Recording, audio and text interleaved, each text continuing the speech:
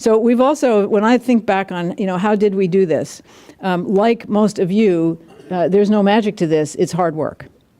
We just put one foot in front of the other day by day. We did a lot of hard work. We were curious, and we were embedded in being fair. So as we began to build a grant program, which we did in 1994 with our $11,000, we created a very level playing field, and we hold to that rigidly. So sometimes someone in a grants committee meeting will say, well, I know they only asked for 10,000, but I think we should give them 15. And the answer is no, because we give people what they ask for. We don't play around with the guidelines inside the room, because how would you on the outside ever know what was going on inside if we started to do that? We're curious. We ask a lot of questions. We ask questions of all of you locally. We ask questions of our community foundation colleagues around the country who are enormously generous. In my early days, there was no email. I had a phone. And I would call people, and they would call me back, and they would spend an hour on the phone with me telling me how this all works. They were generous. I had a good friend who had been here at Princeton. He was the executive director at the Vermont Community Foundation. He told me the story that they called up Maine one day and said, oh, I hope you don't mind, but we kind of stole this brochure that you had, that we got a copy of. And Maine looked at him and said, don't thank us, thank Cleveland.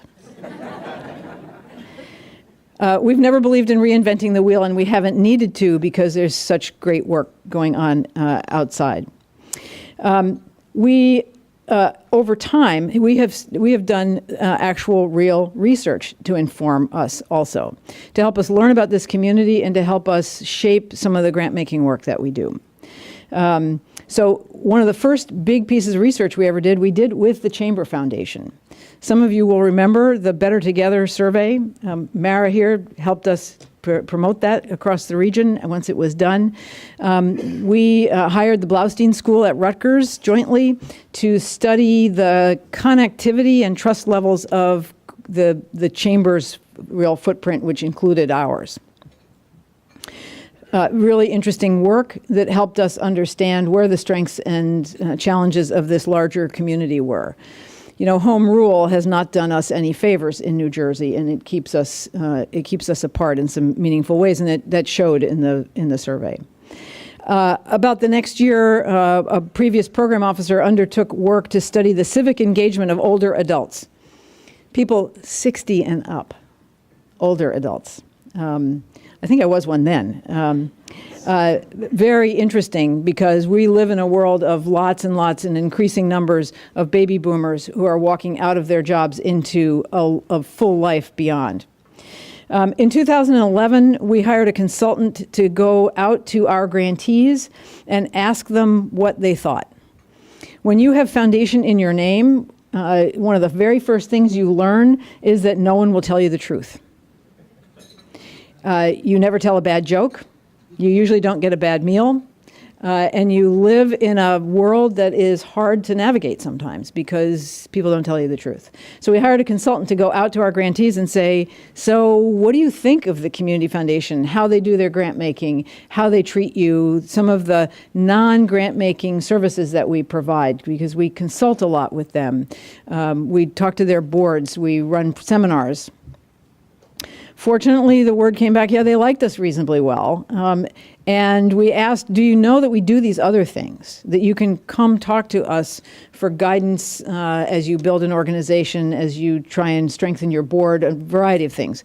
They said, yeah, we do, and we hope you'll do more. And we see you as kind of the first among equals, and would you please advocate for us? And I've saved that part to the end.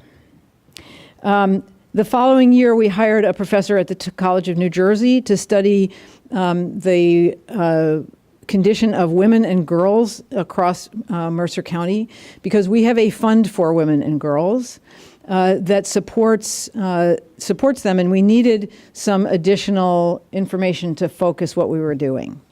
Very interesting study, and that work was folded into our guidelines, so we now focus more on leadership and mentoring for girls, on addressing domestic violence, on childcare, and sexual health. Most recently, in 2013, we undertook a project which we call the Path to Impact, to help local organizations grow stronger, to be able to do their best work. We offered 50 organizations the ability to take the TCC group, which is a for-profit consulting firm that works exclusively with nonprofits, to take an online assessment that they developed. We did it first, feeling that it wasn't appropriate to suggest that others do it if we hadn't, because we're a nonprofit just like everyone else. And in the end, including us, 48 organizations did this.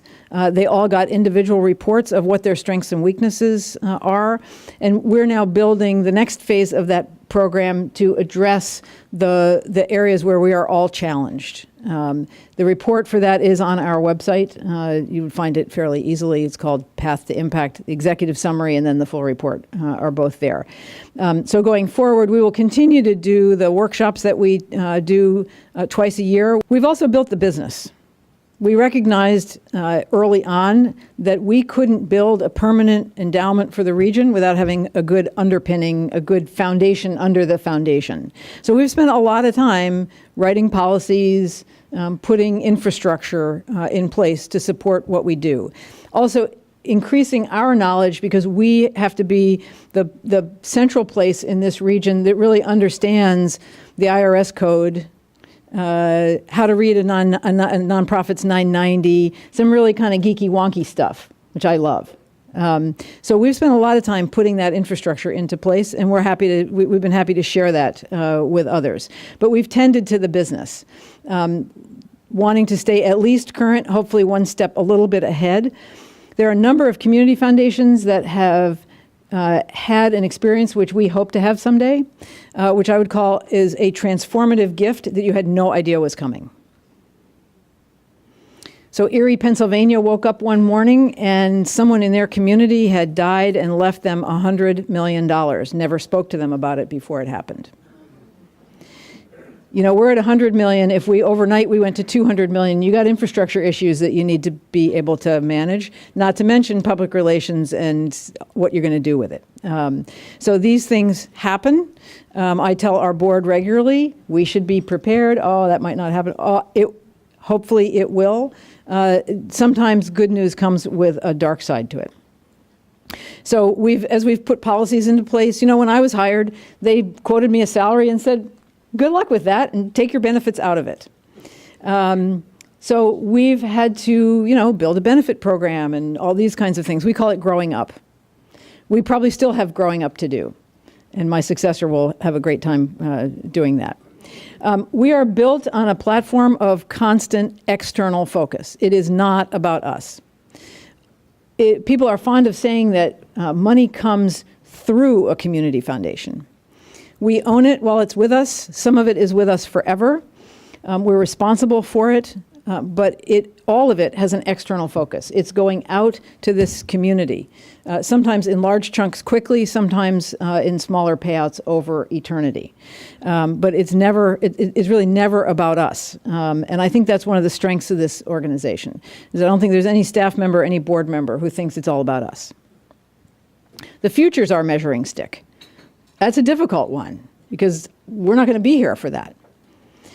We know that the future is going to throw this community some challenges. We don't know what they are. We know that our successors, 20, 50, 100 years from now, will look back at us. And we want them to think kindly of us. You know, I just moved this summer. And when you move into someone else's house, you start to make up all kinds of stories about what went on there from what you find, right? So we're building a house, and we want people to think it was in great order, and wow, what a great job they did for us. We've always been the tortoise, not the hare.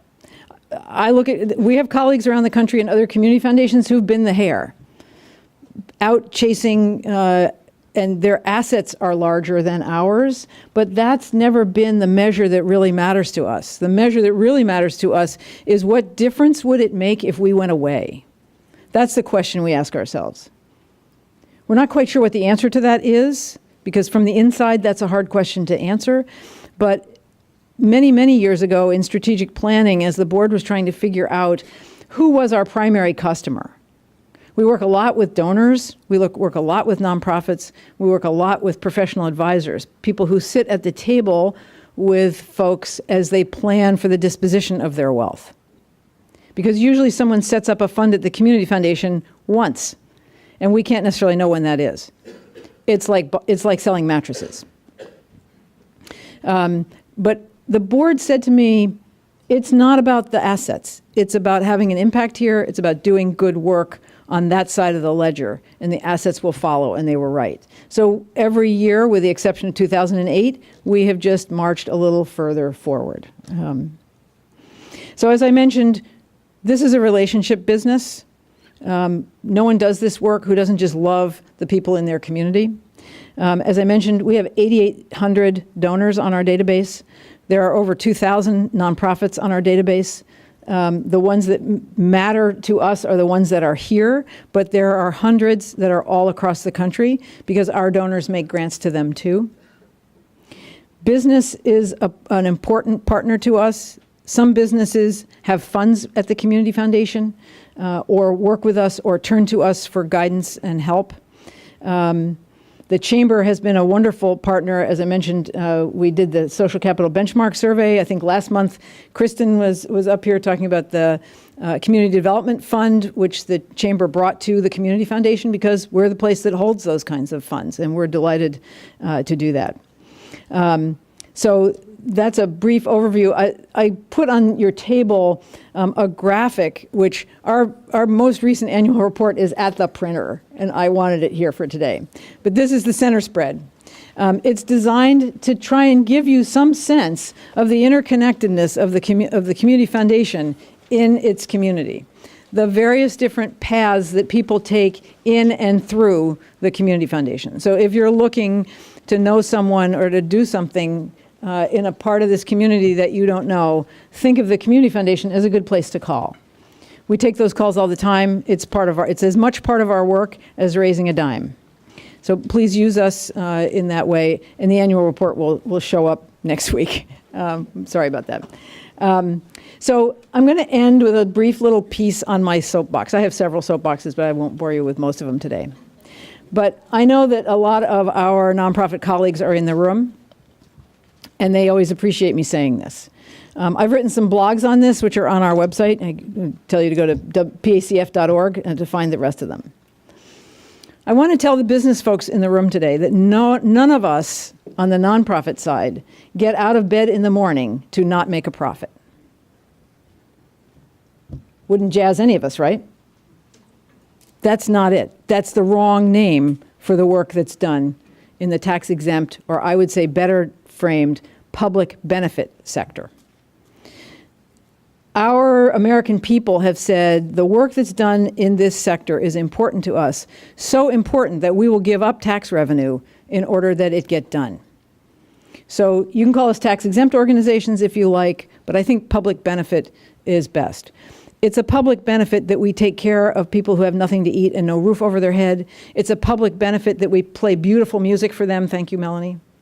That we have active arts and a protected environment in this community, that we try and improve public education every time we can. These are important activities, and Americans have said they're important and set this sector to work on it. The nonprofit sector, the public benefit sector, employs 10% of the American workforce. It's not chump change. They shop at Staples. They pay PSE&G. They buy pencils. They are full participants in the economy, in the local economy. They exist for our benefit generally. Nonprofits, public benefit organizations are run by trustees. They're actually owned by the public. Trustees bear that name because these organizations are in their trust. They are charged legally to mind them and make sure that they operate in the full light of day. So we all own this sector. But I would say we are not one monolithic sector. In the press, in conversation, I often hear people say the nonprofit sector as if we were all one business. And we spread ourselves across as many different businesses as the private sector does. In my early years as a banker, when I went through credit training, we were taught and schooled in the different business models. I remember doing credit reviews of U.S. Steel and Comcast. Couldn't be more unalike if you tried, and you find that same thing in the public benefit sector. So the Princeton Symphony's work is no more like the YW's work. Its business model is completely different. Its supporters, its clients are as different as night and day. Its profit margins are different. Think about that. One of the challenges that folks who sit in a seat like mine face all the time is internally, we deal with a lot of different populations. So, and I think it's even more so if let's say you're Connie Mercer and you run Homefront. So your client is a homeless or a transitioning person who comes to you with a set of very critical needs. But you also have donors who come to you to meet a need of theirs. You have volunteers who come to meet a need of their own, which could be, I'm lonely. It could be, I love this organization. I want to give back. I mean, the motivations are myriad.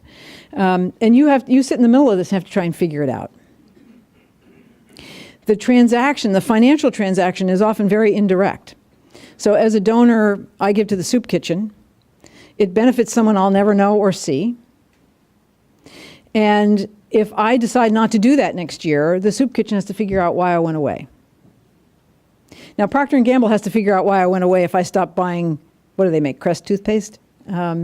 But it's a more direct relationship because I may stop being a donor for a whole host of reasons because it's a wholly discretionary activity. If I lose my job, I stop making my charitable contributions, but I probably still buy toothpaste. So it's a complicated vortex that the executive of a nonprofit sits in. On top of that, the organization is usually run by consensus, and the final authority sits in a group of volunteers. Most of us, in the most loving, kind, and generous way, refer to our work as herding cats. The research says we lead from behind. However you want to look at that, it takes a different skill set to do this work than other kinds of work in our culture. But what I want to send you out the door with is this is an important part of the business sector. It's really important work. We've all decided that it's important work. Our communities function better when our nonprofits are well supported and are doing great work. And our businesses, our social capital benchmark survey showed us that business does better when it's engaged in community.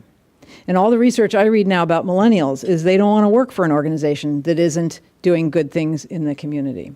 So we're all in this together.